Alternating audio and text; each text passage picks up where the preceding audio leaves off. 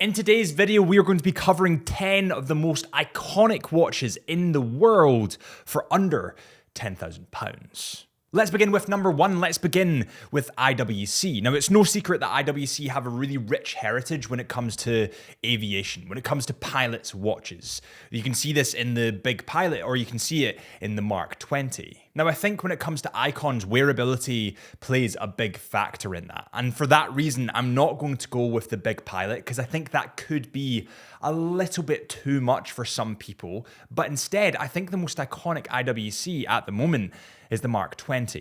In 1948, the British Royal Air Force were looking for a watch to accompany their pilots. And at that point, they then turned to IWC. IWC supported them in this request and created the legendary Mark 11 caliber 89.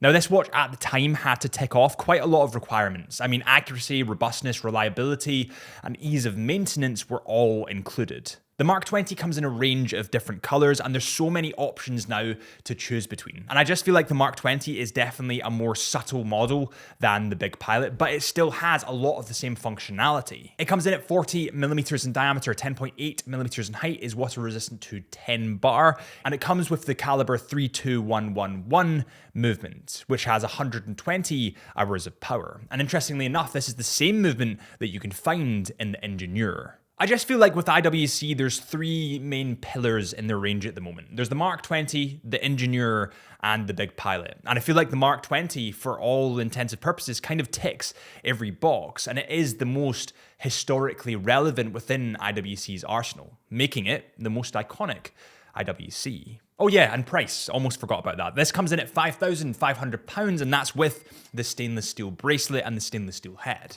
At number two, we're diving into Tag Heuer. And honestly, when I first started thinking about this, I was swaying towards the Tag Heuer monocle, a model that is steeped in history and is definitely synonymous with the Tag Heuer brand.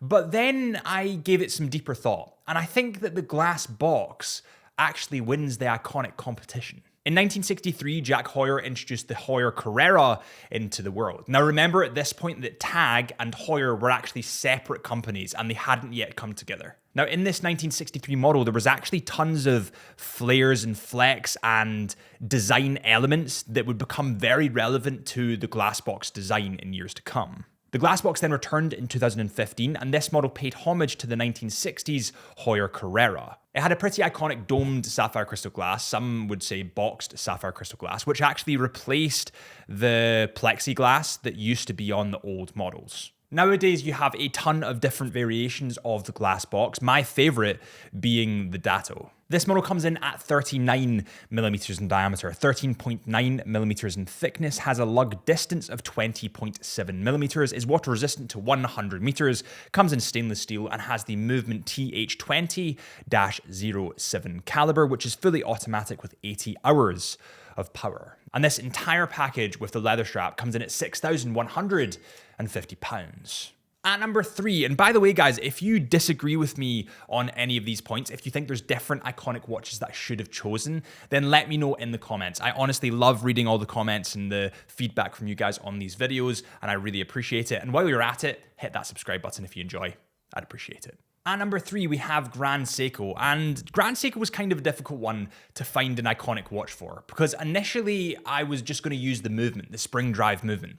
But then I thought, when you think of Grand Seiko, what is the watch that you think of? You know, when you think of Rolex, you think of the Submariner, you think of Omega, you think of the Speedmaster. When you think of Grand Seiko, I would say you think of the Grand Seiko Snowflake. Now, one of the reasons that I think this watch rocketed to fame and is so iconic is because it actually features the spring drive movement. Now, I've done a detailed breakdown in the spring drive movement in another video, but essentially, it's a hybrid car of a movement. It takes the best of quartz, the best of automatic, and splices it together to make a really beautiful flowing second hand that almost seems to slow time down. It's really, really stunning. Now, the Grand Seiko Snowflake actually features this spring drive movement, and also I think the Snowflake is the watch that rocketed Grand Seiko into new levels of fame. I think this is the watch that kind of took them out the niche watch collector's watch and made them more of a mainstream brand. The Snowflake comes in at 41 millimeters in diameter, 12.5 millimeters in thickness. It comes in full titanium, which pops that white dial out wonderfully because of the contrast there. Now remember that titanium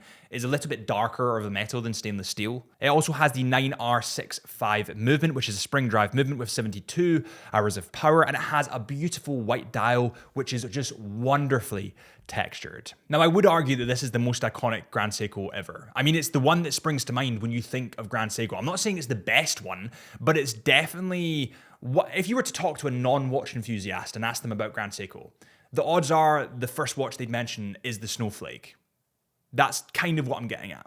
This watch comes in at £5,800. Next on the list, we have Longines. Now, Longines actually traces its roots back to 1832, when a young gentleman founded a watchmaking workshop in Saint-Omer. In 1911, Longines created one of the world's first wrist chronographs, and in 1927, Longines developed a range of wrist watches that enabled the wearer to synchronize the second hand with the GMT signal. Now, I could go on and on and on, but my point here is that Longines has a huge amount of history, and for some reason in the watch industry, it's kind of overlooked in a lot of ways. Now, when it comes to iconic watches, I think history has a lot to do with it, but I also think what you think of synonymously when you think of the brand, that's the watch that sticks in mind, and that's probably the watch that's iconic. And I think, to me, the Longines Hydra Conquest is that iconic watch. Now, over the last 3 or 2 years specifically, Longines has released an array of banging watches, including the Longines Hydra Conquest GMT,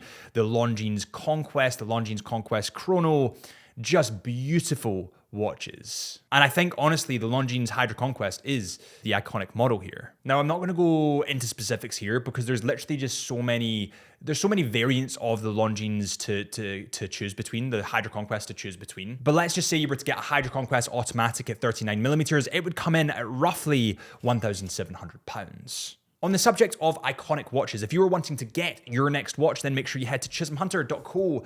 That's chisholmhunter.co.uk. We are authorized retailers for a lot of the watches that we speak about on these videos, like Omega, Tag Heuer, Vacheron Constantin, etc., etc., etc. By the way, you can get 10% off selected lines if you use the discount code CHSUB. That is CHSUB. Thank you guys so much. And if you get your watch from us, you'd be supporting myself, you'd be supporting the business, and I'd really appreciate that. Next on the list, we have Panerai, a fantastic Italian brand. In a watch market dominated by the Swiss, you have the Italians standing their ground. Now, technically speaking, the Radiomir would be the most historically accurate in terms of iconic watches to Panerai. It was released in 1935, so it's the oldest in the range. And it was actually released to support the Italian Royal Navy. Now, in 1956, Panerai actually patented the crown lock system, which is that massive, bulky, beautiful, in my opinion, iconic locking system on the right-hand side of the crown. Now, in my eyes, and I feel like a broken record here, but that is the synonymous piece with Panerai. And the Panerai Luminor is normally the family to get that crown lock system. Not to mention, the Panerai Luminor was rocketed into more levels of fame when Sylvester Stallone actually wore the Panerai Luminor, making it kind of, I wouldn't say mainstream, but definitely a lot more known than it was before. So I would say the Panerai Luminor is the iconic watch in Panerai's arsenal. Now again, I won't go over specs of these models in particular because there's just so many to choose between, but typically these watches are a lot more big, a lot more bulky. They can come in at 44 to 46 millimeters in diameter. They're big, chunky watches, but they kind of suit being big, chunky watches. The Panerai Luminors can come in at roughly £5,300, just depending on which one you want. Next up, we have Tudor. And Tudor is a brand with a huge amount of history, a huge amount of character, and it's kind of going its own way to its parent company, Rolex. Now, in a relatively short space of time, Tudor has literally taken over the watch market. At least that's what it seems like to me. And it's weird because Tudor was kind of dying for a very long time until, I would say, around about 2012. In 2012, the Black Bay range from Tudor was introduced, and this was actually directly inspired from the 1954 Oyster Prince Submariner reference 7922. Now, if I put that reference up right now and put, obviously, the Black Bay, the first generation of the Black Bay on the right, you'll see that there's just tons of similarities here, but there's enough differences to make this watch uniquely its own. Now, since that iteration of the Black Bay, there's actually been 3 generations. I have the first generation, which we call the Smiley, because of the smiley text on it. It used ETA movements. Then they had their own movement in the second generation, and now they have a Koskin Metas certified movement in their new generation, which is awesome. The progression here is just crazy. But I do think the Tudor Black Bay is the most iconic range within Tudor's arsenal. It's where they pretty much started, and they're really doing amazing things with it. These watches come in at 41 millimeters in diameter, 21 millimeters in lug width, and have a case thickness of 13.6 millimeters. Now, if you're to get the new variant with the Koskin Metas certified movement, it has the movement manufacturer caliber MT5602-U. And this has 70 hours of power, and of course, as I said before, is Koskin Metas certified. These watches come in at roughly £4,000, which is actually pretty wild. I remember getting my Black Bay, the original Black Bay, for about £2,000. So they've almost doubled. And how many years ago was that? Maybe 9 years ago? It's still pretty crazy. Next on the list, we have Breitling. And when you think of Breitling, it's quite easy to think of the Chronomat or the Chronomat GMT. In my opinion, that's my personal favorites from Breitling. But I do think the history and journey started with the Navi Timer. The Breitling Navi Timer was introduced in 1952 in collaboration with the Aircraft Owners and Pilots Association, commonly known as the AOPA. Now, this actually features a slide rule bezel for flight calculations, and this evolved from the original Chronomat model, and that's where my hesitancy comes in here. The Chronomat, technically speaking, is the oldest, but I think when it comes to icons, the Navi Timer just owns it.